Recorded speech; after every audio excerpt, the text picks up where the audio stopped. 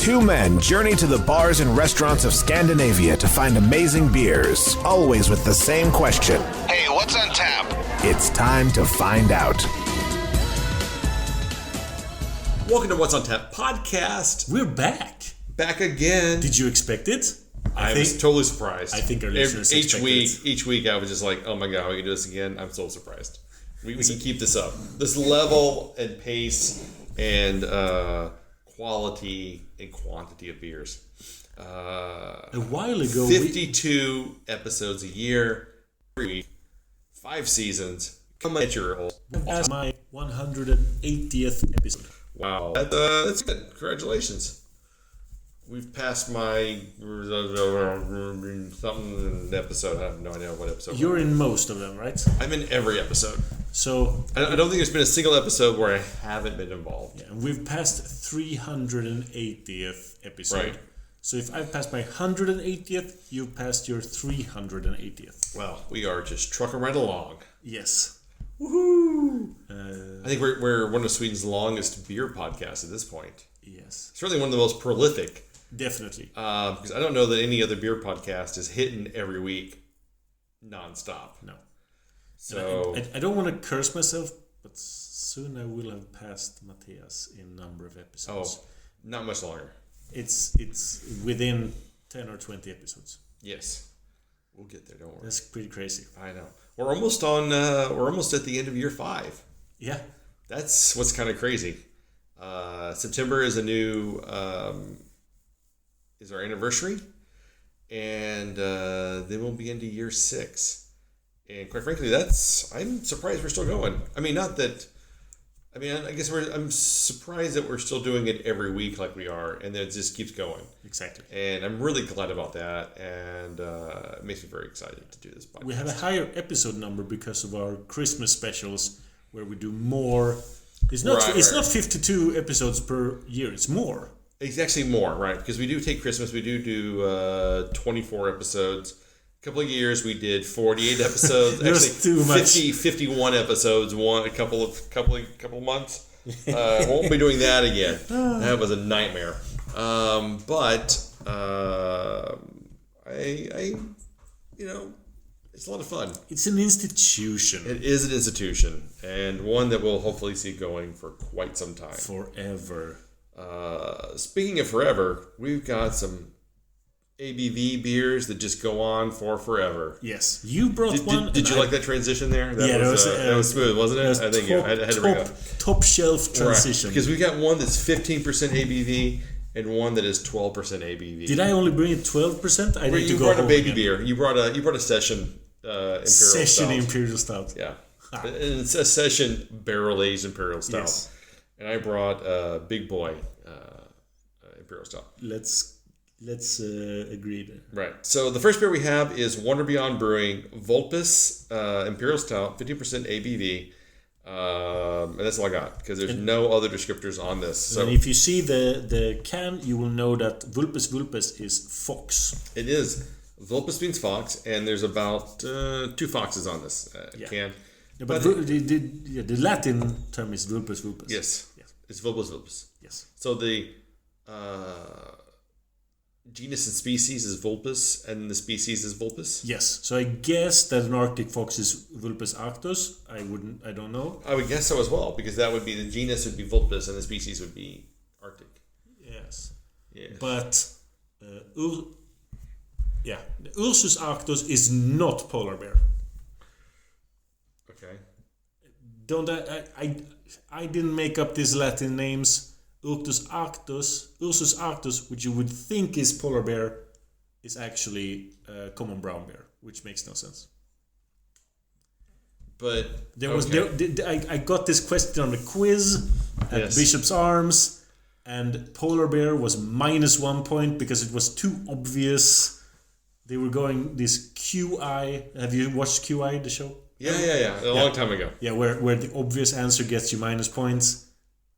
Who is keeping track of that? That is way too complicated for a pub challenge. Yeah. It's like, oh, we're gonna take minus points. Like, first of all, who's keeping track? Second of all, honesty scale. Who's gonna be that honest? We wrote down our answers. We handed in our answer sheets.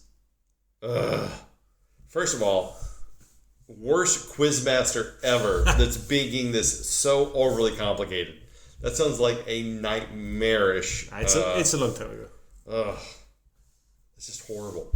That is just way too much work for a pub crawl, for a pub quiz. Yeah. Let's try the beer instead. All right. So, smells like a stout. It smells like a well-roasted, very kind of almost smoky, malted stout. Yeah, maybe. Like, this is a really roasted malt base here. And that's all I can say about this. There's no other descriptors. Is there vanilla? Is there lactose? Is there coffee? Is there chocolate? It's not listed on the can, so I'm guessing there's not. If I had to guess, I would say this is the Wonder Beyond Brewing's base stout recipe, which is a staggering 15%. So it says, from the first sip, you're bombarded with intense, bitter dark chocolate from the combination of malts, followed by the boozy notes you'd expect from a beer of this caliber. But this big hitter still goes down smoothly. So they don't even explain any ingredients. It's probably just an imperial stout. It's just an imperial stout. This is just their base imperial stout that they use to probably create their other imperial stouts. It doesn't taste like 15%. It tastes like 9 or 10. I was actually going to say that for a base beer coming in at 15%, that is huge. Yeah. That is an enormous base stout. And it's so drinkable. It's very drinkable. It's dangerously drinkable, actually. Mm. It's kind of like the Nerd Brewing stout we had a couple episodes back, where the base beer was just so solid. Yeah. You got your roasted malt, you've got like a really good water profile, you've got nice carbonation, and you're just kind of like, this is so drinkable. I could just drink this. And I wish Nerd Brewing would just release their base stout as its own standalone, because I think that their base stout is absolutely phenomenal. Hannes likes to add a lot of adjuncts quite often and not let the real true stout speak for itself, which is a real shame, I think, sometimes. But I think that speaks towards the Swedish market. The Swedish beers now are not satisfied with just the base stout. I think many beers who are not cultivated and experts like us may be disappointed with this Wonder Beyond Vulpes, because they would say, oh, it doesn't taste that much. Where we would say, wow, it has a depth.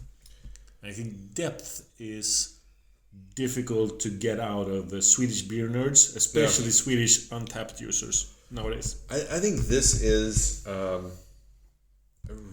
really well-made beer. Yes. I would say this really exemplifies the quality that Wonder Beyond is capable of. Now, they've had some real misses of late. They've had some pretty off beers that just didn't quite live up to the quality that was available when they first started. And I don't know the history of the brewery. I don't know what they've gone through, but in some ways it kind of reminds me of Demorslutl, where they have this base beer that's a really amazing, solid stout. And then they just do variations on the theme. Yes. But their base beer is always just really quality. Walking Overlord, Smearolje and Motorolje. Yeah. Just really, really great bases to build upon.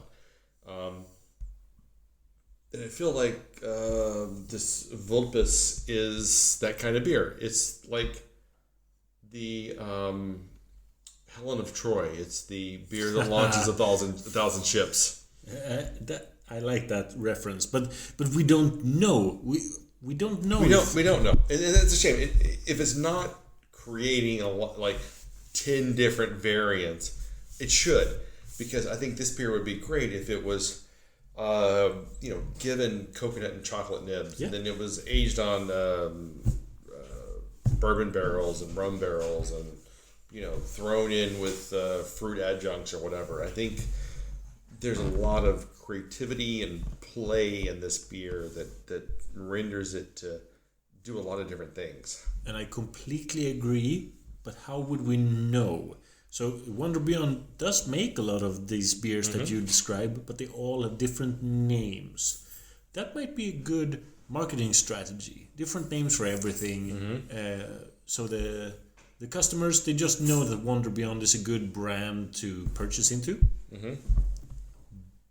But I personally like to follow a line. So like you say, I can see the claim and how it evolves and what comes out of it. And maybe even purchase a number of beers in the same line and try them against each other. But this is still a really good beer, and it hides its ABV surprisingly well. Yeah, it's still got a little bit of a boozy nose, so it's definitely a sipper. Which you wouldn't know by the way I've been drinking it, because I drink it pretty fast. Because it's just so drinkable and it's so tasty.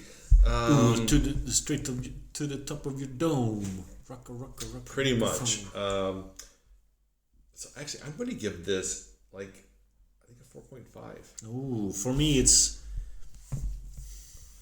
the aftertaste is quite watery. But see, I like that about it. I think the thinness of it keeps it from being overly boozy and makes it more drinkable on the tongue. I think if you were overwhelmed by the viscosity of the beer, it wouldn't be you wouldn't want to drink it as much. No, I think I'm landing on a really weak 4.25. It should be a 4. But I've talked myself into the 4.25 by speaking about its drinkability, how well it handles its roasted malts. It's really, if I blind tasted this, it would be a 4. But now I know more about it, and it's a 4.25. I can see that. I think if I was to blind taste this, I'd probably give it a 4.25. Yeah. But when I think about, and the extra 2.5% is strictly potential based. I think, as it is, it's a 4.25. But when I think about the possibilities of how well it would do other things, and in the hopes that Wonder Beyond is doing those things with this beer, that's what leads me to a 4.5. Yeah.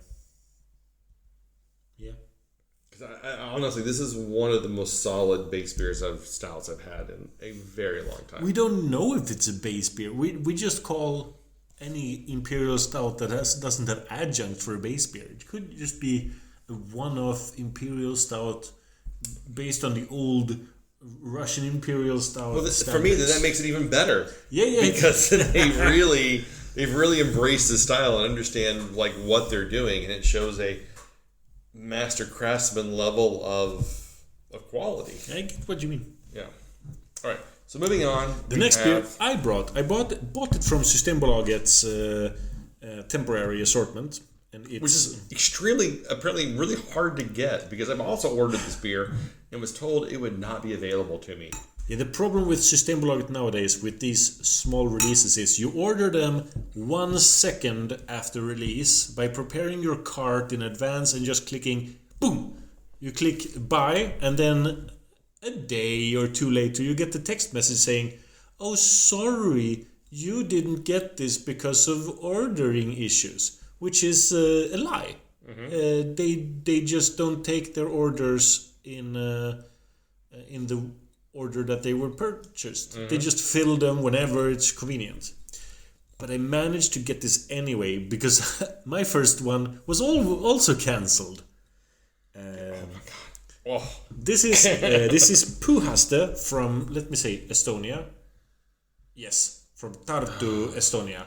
Which is not Pohjola, which is from France. No, they're also from Estonia. Wait. Pohjola and Puhaste are from the same country. What's the French brewery that starts with a P? You've caught me unaware of... What? I can't remember now. Oh, we'll figure it out. Yeah. No, we reviewed their beers on the show, and they show up as Systembolaget as well. No, both Pohjola and Puhaste are from Estonia. Yeah, you're right. But there's another one that's something that I can't remember right now. And it's Pohjola Wait, no, Sorry is also from Estonia. Wait, where are Pöjala from? Oh, I might have talked way too soon. Let's see here. It's Puhaste and Sori are from Estonia, as well as several other breweries. Pöjala as well. Puhaste, Pöjala, and Sori are all from Pöjala Estonia. is also, right. I know Pöjala. Yeah. So then... But Sori is the one with a Finnish connection, because the brewers are Finnish, but they couldn't handle the tax situation of Finland, so they went by boat over to Tallinn. Yes. But this is Puhaste, and the beer is Extremum Fato rye whiskey barrel aged. A 12% imperial stout aged on rye whiskey barrels, brewed with Ethiopia Beloya coffee in collaboration with Kokomo Coffee Roasters. And it's one of their Silver Series limited editions. And whenever I see this Silver Edition label, I know I'm in for a treat. And I can't believe this came out as System Malaga. Because it's the silver label, but and it's so good. We've had a few. And it's so good. But it's not a System Malaga release, kind of. It's a web shop release kind of beer. Yeah, many of them are, but we've had silver limited releases before. This beer smells so amazing. It smells, it's quite sweet, a little bit of coffee. But there's a certain smell on there that I'm familiar with. I think it may be the Swedish Actica smell when you're talking about like Polly or like Swedish candies. Uh-huh. There's a certain smell in there that I can't quite place. Interesting. That I know, intimately familiar with, but I don't know where it's coming from. Let's try it. All right, cheers. Cheers.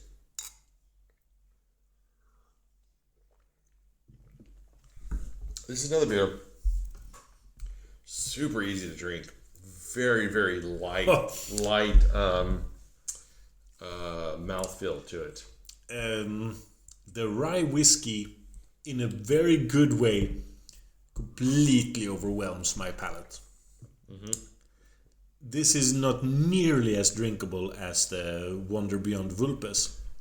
This has a bite to it. It has a booziness, a whiskey woodiness. But it's got a smoothness to it. Like it's not abrasive. It's not offending me at all. It's not abrasive in any way whatsoever. It's so silky and so smooth. Oh my god. This is a lethal beer.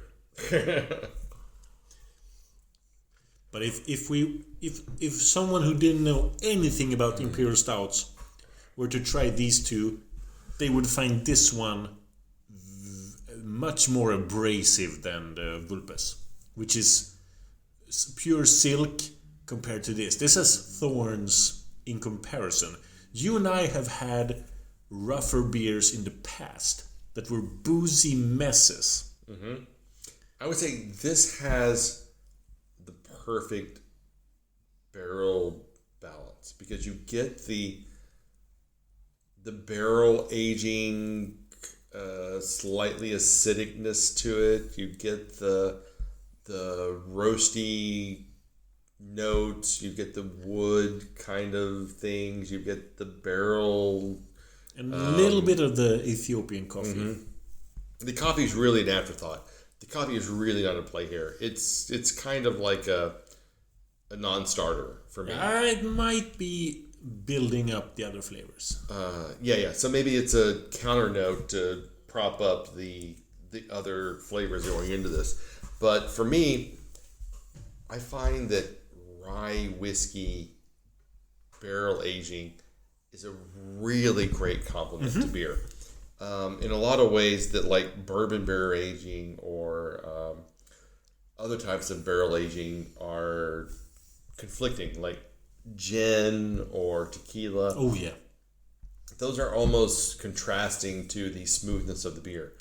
Where somehow the rye whiskey barrel aging, purely the rye, it just elevates the beer itself in some special way. And that's why I think, for me, rye IPAs have always been kind of a weak spot for me because I think that they just worked so beautifully well. I think the rye malts just add a certain elegance and luxury to the beer. And again, it's one of those things where, is there a 5 out of 5 rye IPA? No, I haven't found that beer yet. I don't think it exists. But I think that IPAs made with rye are special and unique and interesting and worth producing. Yes. Whereas white IPAs, I think, and black IPAs are just trash and should be abolished for all times. But I also think that this rye whiskey barrel aged beers just add a smoothness and a roundness to a stout that you just don't get from, say, a harsher whiskey or a peat kind of beer, which can be kind of abrasive in all ways. Yeah. Good comeback. Good comeback. I don't have I appreciate your retort. I don't have a comeback. I'm thinking about this beer. It's really appealing to me. Me too. Most of the Puhaste Silver series are. I'm also trying to remember a few years back there was a big article on Estonian beer, where one brewery was really called out. It was Pojala. And I want to believe that you remember it that it was Pojala, because I want to remember that it was Pojala. I was called out for bad practices and blackmailing of exporters. So what they were doing is they were doing anti-competitive practices in order to secure more favorable trades and more favorable selling practices against their competitors. Basically saying, if you export Sorry, you're not allowed to export Pojala. So it was a monopolistic practice. Yeah. I don't remember if Puhaste that we're drinking now, I don't remember if they I believe Sorry and Puhaste both came out against Pojala. They might have both gone out at the same time.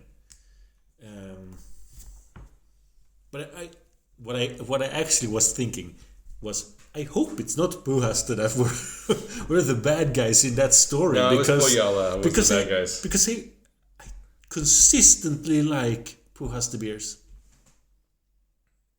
Yeah, I completely agree. I think for me, they're just like with Sorry, I really enjoy Sorry beers. Sorry I love Sorry. I've been to their tap room and they're just amazing people. Yeah. But they can be hit and miss with their actual beers, because I gravitate towards probably half of their flavors. So half of their beers are amazing bangers for me, and half are like, this isn't my particular cup of tea. But to be fair, the Puhaste beers I've tried have mostly been stouts.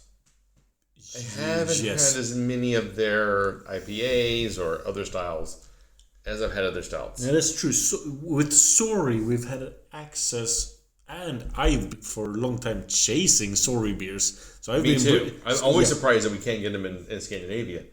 I mean, you can get them in Finland, but for some reason the that's probably because Swedish market just is not. That's probably because of the exporter blackmailing. Yeah, it's fine. But Puhaste has been more prevalent, has been quite prevalent in the Swedish market. Pojala has had some real highs and some real weird lows. They've done some really crazy beers that have come out here. But this is definitely a winner. I'm going to give this a 4.5 as well, but for different reasons.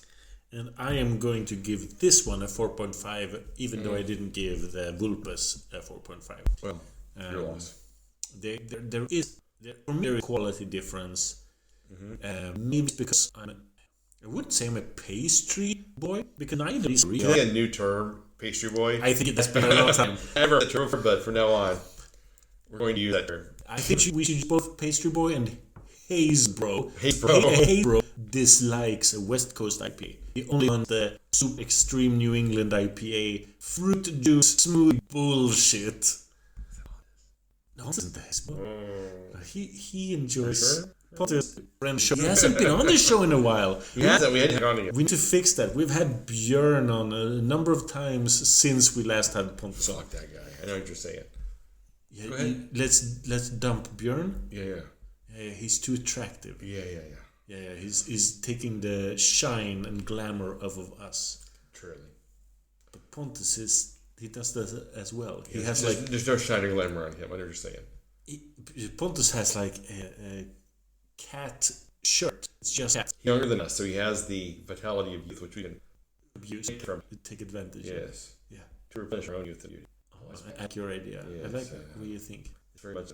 Anyway, wrapping up this episode, what's on tappodcast.com. You can find us online, Instagram, Facebook, YouTube, iTunes, Spotify. Except when Spotify's down. Yes, but our newest way is, of course, choreographed drones over local cities. Yes. That's our new favorite way. I hope you enjoy that light show as much as we do. So until next time, keep drinking, you dum-dums.